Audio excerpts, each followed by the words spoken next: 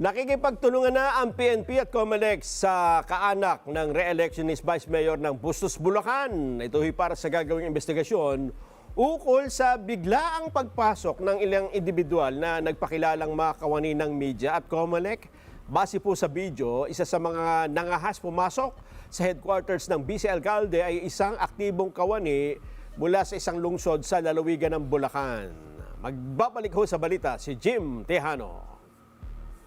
Makikita sa video na ito ang ilang katao na nakaitim na vest at isang nakapulang vest na may mga tatak na media at COMELEC sa kanilang likuran. Natila sumalisit walang paalam na pumasok sa compound ng headquarters ng re-electionist Vice Mayor Martin Angeles ng Bustos, Bulacan, pasado alas 8 ng gabi nitong Sabado sa Barangay Malamig.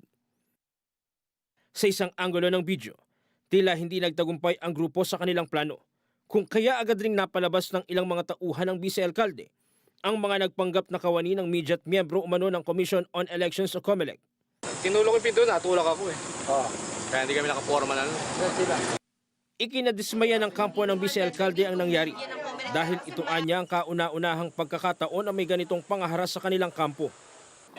Ang nakalulungkot nga lang,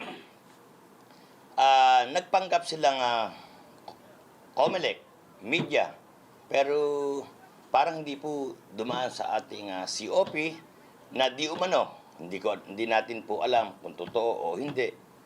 Dumaan sila kay Kapitan at siguro naman po ay maririnig ninyo sa video na kumalat na kung saan sila nagsabi at di umano ay may Kapitan na nagsumbong na may mga irregularities na pong nagaganap dito sa aking headquarters. At nakalulungkot dahil harassment ang nangyari na wala namang ebidensya, biglang binuksan. At ang isa pang nakalulungkot, sa aking pakiwari ay hindi naman totoong media, hindi naman po totoong COMELEC ang mga naturang tao. Ayon kay Angeles, kasagsagan ng coordinators and watchers meeting nang mangyari ang pangaharas ng grupo. Bawal pong mag-video. Okay kayo nag-video, wala kayong pahintulot, ha?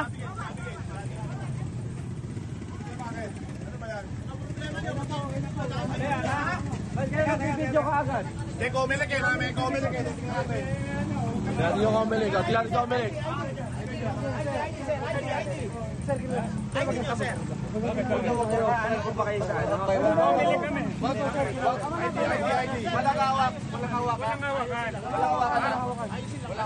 Bumalik po kami, ba't po kami na ano? Nakapagano po ba kayo sa... So after po nung pangyayari na pumunta po at nag-trespass po dito sa aming headquarters ang mga peking media at peking mga galing daw sa COMELEC, di umano, sinundan po ng mga tauhan ng asawa ko at ng kapatid po ni Vice Mayor yung van na sinasakyan po ng mga tao. Naipit po sila sa motorcade hanggang sa makarating po sila sa barangay hall ng Malamig.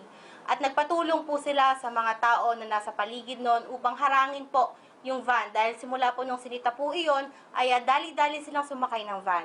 At pagkatapos po, ay nung hinarang po nila yung van, kinat po sila at muntik na po silang sagasaan at dali-dali pong umalis yung van.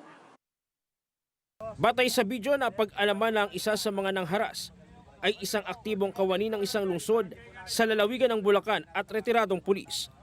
May mga tao nakakakilala doon sa nakuhanan na muka. Tumanggi munang magbigay ng pahayag ang Bustos Police habang gumugulong ang investigasyon. Nauna rito, inihayag ni COMELEC Chairman George Garcia na ang mga hindi otorisadong miyembro ng komite ng COMELEC ay may tuturing na peking task force. Ang authority, wala namang gano'n nag-i-exist na committee or task force, ay lahat fake. And therefore, nangihingi sila ng pera, sinasabing kinakailangan mag-enroll, hahabol yan hanggang mamayang gabi.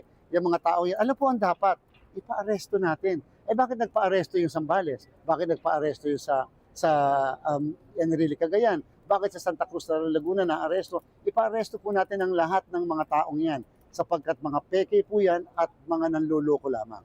Para sa mata ng halalan 2025, Jim Tejano, matatag, matapang, matapat.